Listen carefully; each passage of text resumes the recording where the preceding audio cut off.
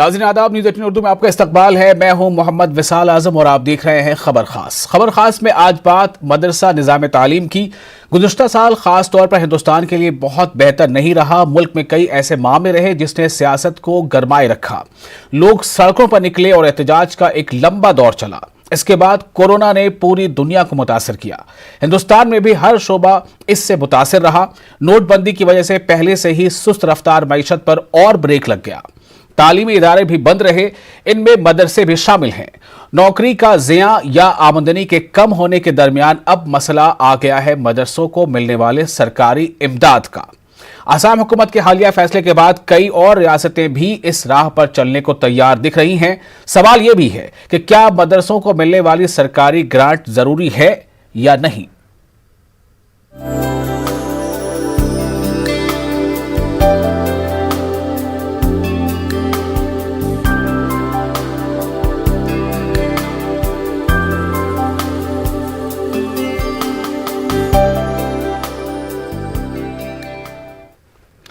दरअसल रियासत असम में सरकारी इमदाद याफ्ता दीनी मदारिस को खत्म करने के फैसले के बाद उत्तर प्रदेश में भी इमदाद याफ्ता दीनी मदारिस के वजूद पर सवालिया निशान लग गया। यूपी में इमदाद याफ्ता दीनी मदारिस की कुल तादाद 558 है। इमदाद याफ्ता दीनी मदारिस में इस वक्त 9,514 असातिज़ा अपने तदरीसी फ़राइज़ अंजाम दे रहे हैं। इसके अलावा यूपी मदरसा बोर्ड से तस्लीम शुदा दीनी मदारिस की कुल तादाद 19,213 है। तस्लीम शुदा दीनी मदारिस रियासत के दूर दराज के इलाकों में फैले हुए हैं, जहां गरीब बच्चों की तालीम का सिर्फ यही एक अहम जरिया है। उत्तर प्रदेश मदरसा तालीमी बोर्ड पहले अरबी फारसी बोर्ड के नाम से जाना जाता था। अरबी फारसी बोर्ड का क़याम एक सदी पहले अमल में आया था। यूपी तालीमी बोर्ड की तरह ही अरबी फारसी बोर्ड भी रियासत का एक खुद मुख्तार तालीमी बोर्ड था। अरबी फारसी बोर्ड के असनाद के मयार का अंदाजा इस बात से लगाया जा सकता था कि यहां से फारिग होने वाले गैर मुस्लिम अफराद भी अपने नाम के आगे मुंशी और मौलवी बड़े फख्र से लगाया करते थे। इनमें मशहूर अफसाना निगार मुंशी प्रेमचंद और हिंदी के मारूफ अदीब मौलवी महेश प्रसाद का नाम शामिल है। जरा अंदाजा कीजिए। लेकिन 1996 में अरबी फारसी बोर्ड को महकमे तालीम से अलग करके इसे महकमे अक़लियती फलाह व बहबूद के मातहत कर दिया गया। इस तरह अरबी फारसी बोर्ड की अहमियत खुद ब खुद कम हो गई।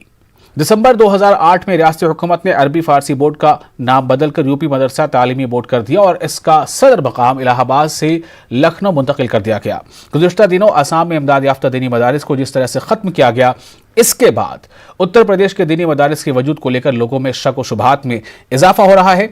दीनी मदारिस के जिम्मेदारान का ख्याल है कि अगर असम का फार्मूला उत्तर प्रदेश में भी आजमाया गया तो एक सदी पुराने मदरसा बोर्ड का खात्मा हो जाएगा। दीनी मदारिस को इस बात का भी खदशा है कि अगर योगी हुकूमत ने इमदाद याफ्ता दीनी मदारिस को ख़त्म करने का कोई फैसला किया तो मदरसा बोर्ड के इम्तहानात में बैठने वाले 1 लाख से ज़ायद तलबा और तालिबात मदरसे के तालीम से भी महरूम हो जाएंगे। क्या कहना है इस हालात पर, माहिरीन का बयान सुनते हैं। हिंदुस्तान में हर मज़हब को, हर कौम को, हर मसलक को अपने एतबार से तालीम हासिल करने और अपने बच्चों की तरबियत का पूरा हक हमेशा से रहा है। जिसको आज हम अरबिक एंड पर्शियन बोर्ड कहते हैं, ये 100 साल पुराना बोर्ड है और यहाँ पर पहले इसका नाम अरबी फ़ारसी बोर्ड था। उसमें आप अगर सियासी दुनिया में जाके देखें तो डॉक्टर ज़ाकिर हुसैन का नाम सर फहरिस्त आएगा। ख़ुद APJ अब्दुल कलाम की भी अगर आप बेसिक एजुकेशन देखें तो वो भी मदरसे से है। अगर अरबिक पर्शियन बोर्ड के अलावा संस्कृत बोर्ड भी मुतासिर किया जा रहा है तो हम उसके भी ख़िलाफ़ हैं, हम उसके लिए भी आवाज़ उठाते हैं। कि असम में जो किया गया है क्या वो मुल्क के मफाद में है? ऐसा बिल्कुल नहीं। ये सेकुलर कंट्री है, यहाँ हर इंसान को अपने मज़हब के एतबार से जीने का और ज़िंदगी गुजारने का हक़ है। अब अगर कोई साहब ये सोचें कि एड बंद हो जाएगी, इमदाद बंद हो जाएगी तो मदरसे बंद हो जाएंगे, हाँ हो सकता है, आपके अख्तियार में है, आप कर सकते हैं, लेकिन तालीमी सिलसिला बंद नहीं होगा। अगर आपने हमको इस तरह से पाबंद बना रखा है तो ठीक है, हम कल इंशाअल्लाह अपने एतबार से और अपने अखराजात पर जो है वो मदरसे चलाएंगे। तो सुना आपने कि तशवीश किस बात को लेकर है और क्या कुछ बातें हो रही हैं कि अगर इमदाद बंद हो जाएगी या ख़त्म हो जाएगी तो ये आपका इख्तियार है, लेकिन हम अपने अखराजात से चलाएंगे। सवाल इस बात को लेकर है कि एक ऐसे वक्त में जब हिंदुस्तान में लगातार एक के बाद एक बड़े मसले आते रहे, नोटबंदी आई, कोरोना आया, मईशत की रफ्तार सुस्त हुई, GDP जो है वो काफ़ी नीचे चलेगी, ऐसे में जहां एक तरफ बात मदद की होनी चाहिए, जहां हाथ बढ़ाने का मामला होना चाहिए, ऐसे में अगर ऐसे शक व शुबात सामने आ रहे हैं कि क्या इमदाद जो सरकारी मिला करती है वो बंद हो जाएगी, तो ये एक खुद में बहुत बड़ा सवाल है। हमारे साथ कुछ खास मेहमान हैं, हम उनसे इस बारे में बातचीत करेंगे। हम आपको बता दें हमारे साथ हैं कमर अली जो उत्तर प्रदेश बीजेपी के तर्जुमान हैं, और मौलाना सुफियान निज़ामी हैं, तर्जुमान हैं दारुल उलूम फरंग महल लखनऊ के, और कुछ देर में हमारे साथ डॉक्टर मनोज यादव जुड़ेंगे, समाजवादी पार्टी के लीडर, बल्कि हमारे साथ जुड़ चुके हैं, और आमिर साबरी साहब भी हैं, सीनियर सहाफ़ी हैं। सबसे पहले मैं मौलाना सुफियान निज़ामी साहब, अगर आपको मेरी आवाज़ मिल पा रही है तो आप तमाम मेहमानों का इस्तकबाल करते हुए मेरा पहला सवाल यही होगा कि क्या उत्तर प्रदेश के जो मदारिस ऐसे मदारिस हैं जिन्हें सरकारी इमदाद मिलती है, क्या इस खबर से या इस खदशे से मदारिस के जो जिम्मेदारान हैं उनमें एक बेचैनी है कि आया कहीं ये इमदाद खत्म तो ना हो जाए?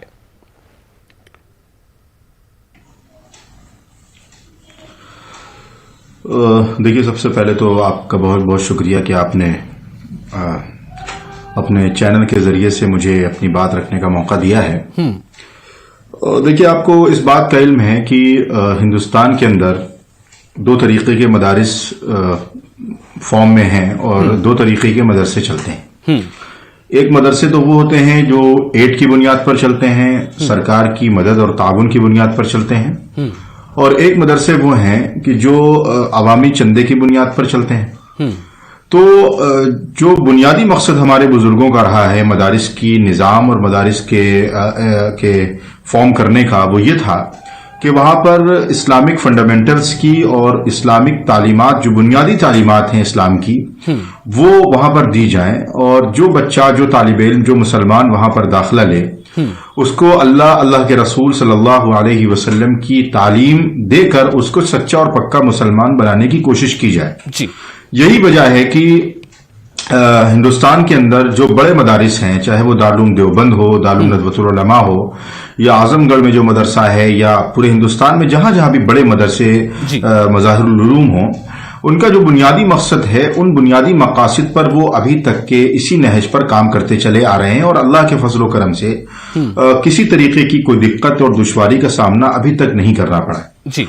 आपने जो सवाल किया है वो उन मदारिस के सिलसिले में है जो मदारिस सरकार के ताउन से, सरकार के एड से चलते हैं, और जिनकी स्कीमें, जिनका निसाब कहीं ना कहीं सरकारी हुक्म के मुताबिक और सरकारी मंशा के एतबार से चलता है।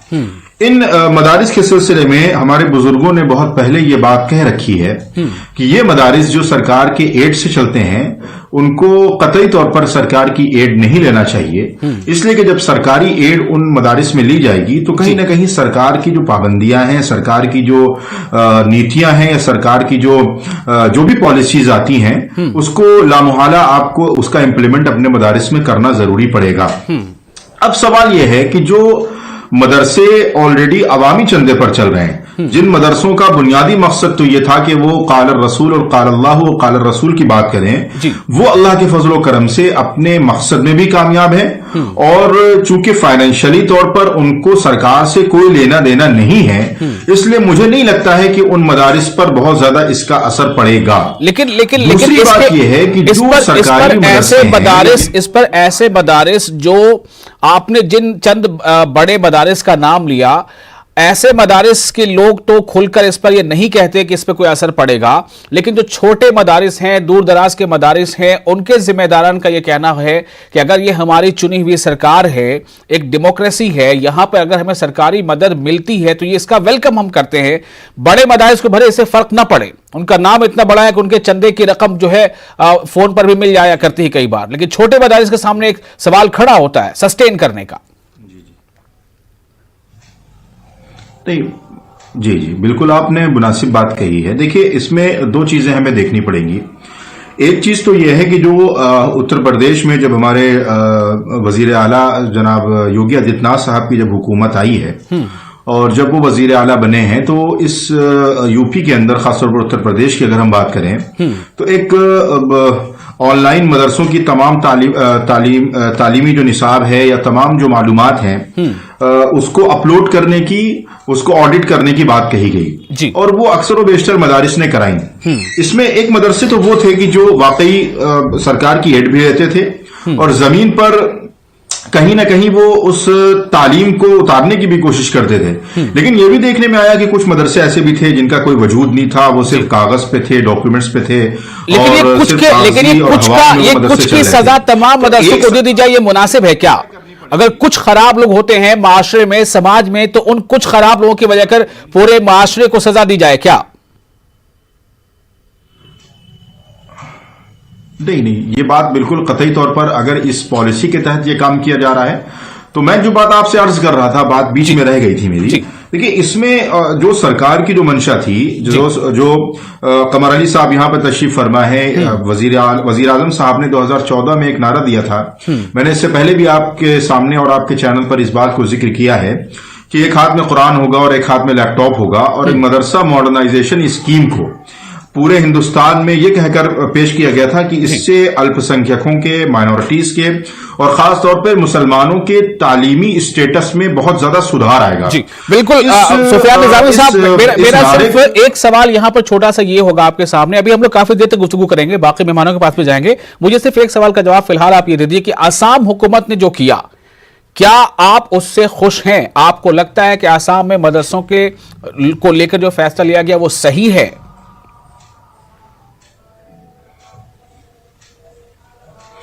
देखिए, आसाम में जो फैसला लिया गया है वो बिल्कुल कतई तौर पर मुनासिब फैसला नहीं है। इससे पहले भी हमने इसकी मुखालिफत की है कि उन्होंने जो 614 या 114 कुछ ऐसी तादाद है उस मदरसों की जिनको बंद कर रहे हैं, बिल्कुल कतई तौर पर यह कहकर कि साहब वो माइनॉरिटीज के तालीमी स्टेटस को हम बेहतर करेंगे, तो ये देखिए बहानेबाजी है। अगर वाकई में आपकी नीयत है तो मदरसों को मॉडर्नाइज करिए, मदरसों के तालीमी निसाब को बेहतर करने की कोशिश करिए। ये ना हो कि साहब आप मदरसों को ही बंद कर दीजिए। तो अगर मदरसों को सीधे टारगेट किया जाए और मदरसों को ही बंद किया जाए तो कहीं ना कहीं आपकी मंशा पर सवाल उठाया मंशा पे सवाल उठता है। आमिर साबिर साहब हमारे साथ मौजूद हैं, सीनियर सहाफी हैं, कई बार ऐसे मौजूआत पे लिखते रहे हैं, कहते रहे। आमिर साबिर साहब, सवाल एक सीधा सा है, एक ऐसे दौर में जहां पर हर तरफ से यही बात उठती है कि तालीम के बगैर जिंदगी अधूरी है, ऐसे में तालीमी इदारे हैं, उन्हें अगर एड बंद करने की बात आती है, जैसा कि आसाम में हुआ, ऐसी बात का खदशा यूपी या दीगर मज़ाहिब के दीगर रियासतों के बारे में बातें सामने आ रही हैं। मैं आपसे जानना चाहता हूं कि आपका अपना इसमें आपकी राय क्या है, किस तरह का फीडबैक आप मदारिस के जिम्मेदारों से आप ले पा रहे हैं? देखिए विशाल साहब, एक बात तो मौलाना साहब ने बड़ी अच्छी कही कि इनकी नीयत का पता चलेगा। पता तो शुरू से 2017 से जब से ये सरकार में आए हैं माननीय योगी आदित्यनाथ जी, जब से इन्होंने एक ही टारगेट बना रखा है। एक तो ये बड़ी जल्दी में है कि प्रधानमंत्री की दौड़ में, कि जल्दी से प्रधानमंत्री बनना चाहते हैं, इसीलिए हर वो काम जो एंटी मुस्लिम हो ये बहुत जो कर रहे हैं उससे 20 गुना ज्यादा उछाल रहे हैं। यही नहीं, आप मदरसों की बात कर रहे हैं तो 10,000 उत्तर प्रदेश के अंदर कम से कम मदरसे हैं और 10,000 में ये ग्रांट कितने मदरसों को दे रहे हैं? बड़ा सवाल ये है। मात्र 500 या 550 मदरसों को इमदाद दे रहे हैं, ग्रांट दे रहे हैं। 10,000 को तो दे नहीं रहे। अब 550 मदरसों को ग्रांट देने का मतलब यह है कि सारे मदरसे नहीं बंद करा सकते और मदरसों में इंसानियत सिखाई जाती है जो योगी आदित्यनाथ को कतई पसंद नहीं है।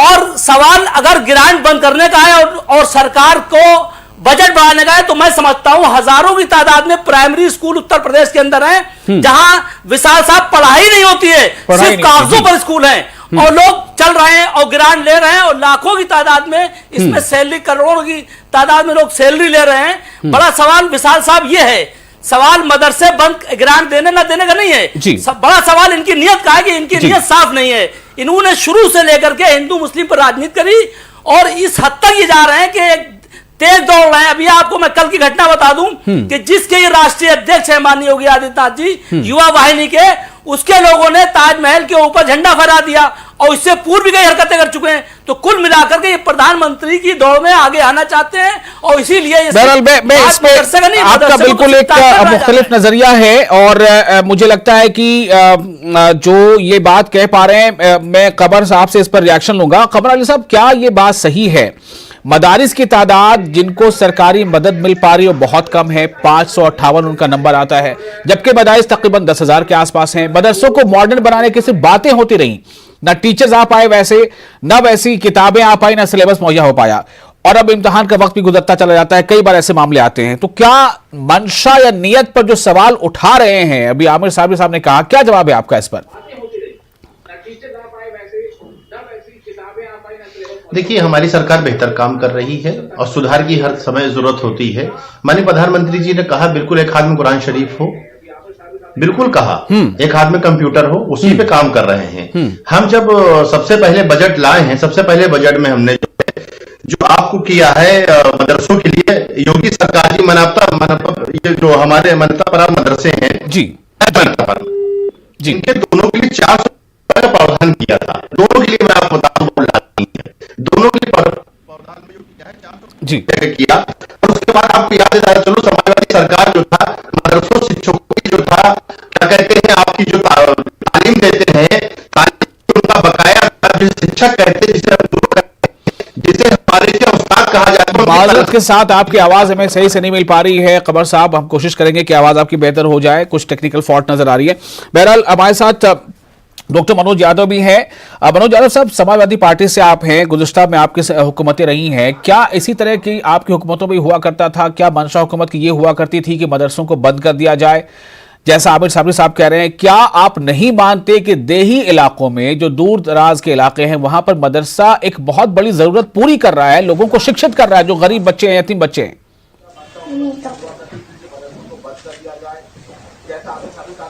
जी, आपने बिल्कुल सही सवाल किया है।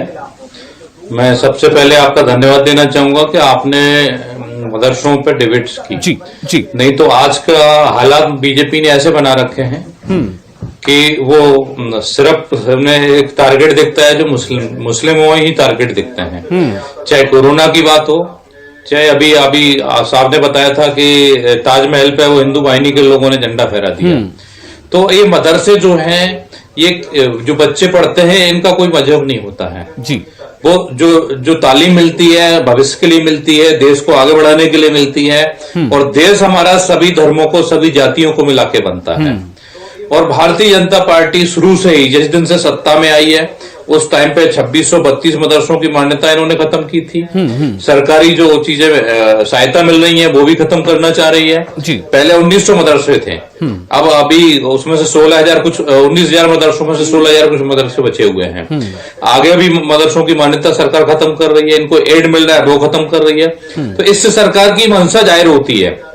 अभी एक सज्जन ने कहा था कि योगी जी जल्दी प्रधानमंत्री बनना चाहते हैं, ये उसी दिशा में सोच रहे हैं कि सिर्फ एक ही मुद्दा लेके आज यूपी की स्थिति को देखें तो यूपी में ना तो रोजगार मिल रहा है किसी को, न जो मदरसों में सरकारी मदद जा रही थी वो नहीं जा रही है, बच्चों को ठंड में जो स्वेटर सारी चीजें दी जाती थी टाइम से वो नहीं पहुंच रहे हैं।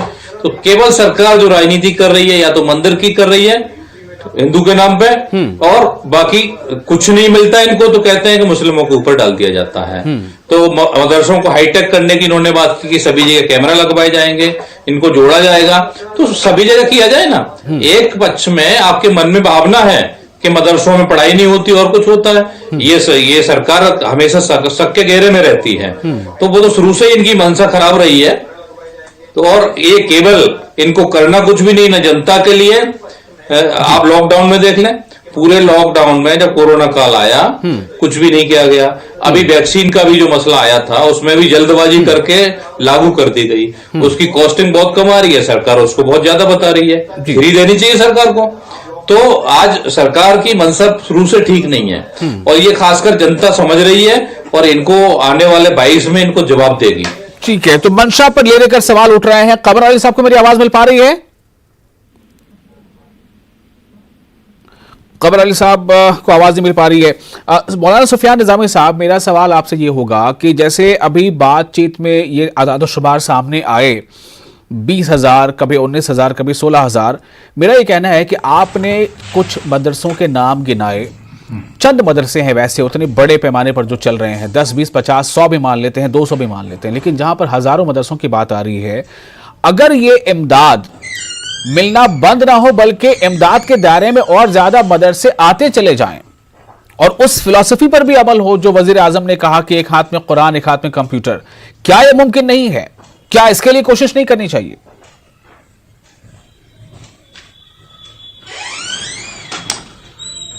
देखिए, ये आप इस बात को जानते हैं और मानते हैं कि ये बात रोज़े रोशन की तरह आया है कि इस वक्त की जो पॉलिसीज भारतीय जनता पार्टी की तरफ से बनाई जा रही हैं वो पॉलिसीज ही इसी बुनियाद पर बनाई जा रही हैं कि किस तरीके से माइनॉरिटीज और उसमें सबसे सरे फहरिस्त जो मुसलमान है, जो मुसलमान नाम का एक लफ्ज है, उसको किस पैमाने पर और किस पॉलिसी की बुनियाद पर टारगेट किया जाए ताकि जो ध्रुवीकरण और पोलराइजेशन की जो पॉलिसी है वो मैदान में आ सके।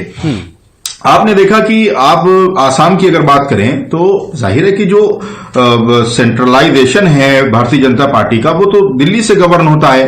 वहीं से आप चाहे वो हमारे वजीर आजम की बात करें, चाहे गृह मंत्री की बात करें या और 2-4 हजरात के नाम लें, तो जो पॉलिसीज बनती हैं वो पॉलिसीज तो एक ही जगह से बनती हैं। आप स्टेट का नाम बदल सकते हैं, यूपी में कुछ और होगा, मध्य प्रदेश में कुछ और होगा। अभी आपने देखा कि साहब मध्य प्रदेश के अंदर किस तरह एक राम मंदिर जुलूस के दौरान किस तरह से मस्जिदों को निशाना बनाया गया, मुसलमानों की प्रॉपर्टीज को निशाना बनाया गया।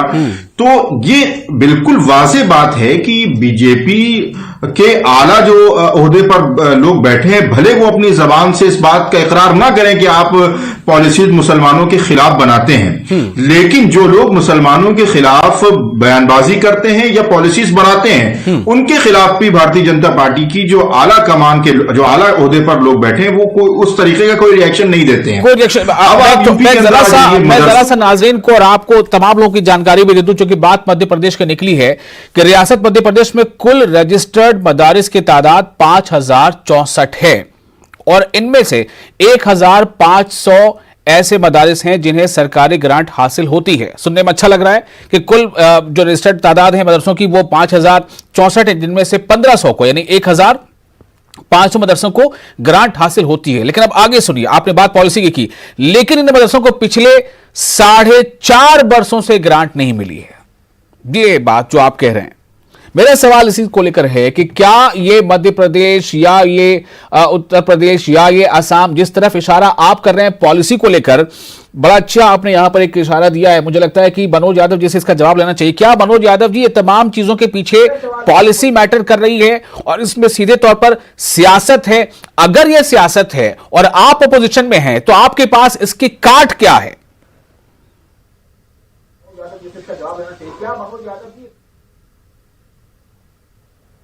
जी मनोज साहब, आना बंद हो गई। हेलो मनोज साहब, आपको मेरी आवाज में पा रही है? हाँ जी, ये इसके पीछे सिर्फ भारतीय जी जी जी बोलिए। आ रही जी जी जी जी आप अपना सवाल बताइए, आवाज नहीं आ रही थी। सवाल ये था, जिस तरफ आपने इशारा किया कि इन्हें हर चीज में ऐसी चीजें, ऐसी नीतियां बनानी है जहां से ध्रुवीकरण हो सके, उसी बात को सुफियान निजामी साहब ही कह रहे हैं। उसी चीज का हम यहां देख रहे हैं कि मध्य प्रदेश में भी ग्रांट मिलने वाली, जो सरकारी ग्रांट मिलने वाले जो मदरसे हैं वो 1,500 हैं, लेकिन 4.5 सालों से उन्हें ग्रांट नहीं मिली है। इसमें कांग्रेस का भी दौर गुजर गया, कमलनाथ का दौर गुजर गया। मेरा सवाल आपसे यह है कि अगर ये पॉलिसी है और यही एक सियासत है तो इसकी काट क्या है अपोजिशन के पास? यूपी में आप अपोजिशन में हैं।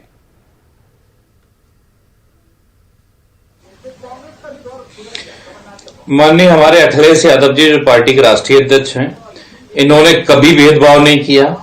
उन्होंने हमेशा जो सरकारी प्राइमरी स्कूल हो या मदरसे हो, सबके लिए शिक्षा की समान जो उन्होंने काफी सुधार करने की कोशिश की।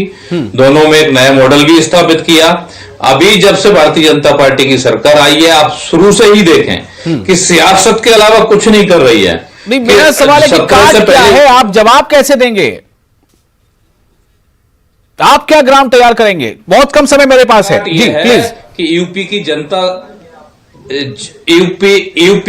यूपी की जनता पूरा समझ रही है। 2022 में समाजवादी सरकार आएगी और सभी को समान अधिकार दिए जाएंगे, चाहे मदरसा हो चाहे सरकारी स्कूल हो, क्योंकि एक मुख्यमंत्री के लिए, प्रधानमंत्री के लिए देश की, प्रदेश की जनता को समान चश्मे से हमारी समाजवादी पार्टी देखती है और इसी का नाम समाजवादी है। चलिए, बहुत बहुत शुक्रिया। वक्त की हमेशा कैद रहती है। सुफियान निजामी साहब, आबिद साहब, अब तमाम लोगों का बहुत शुक्रिया। नाज़रीन, आपका शुक्रिया। मुझे दी इजाजत। आदाब।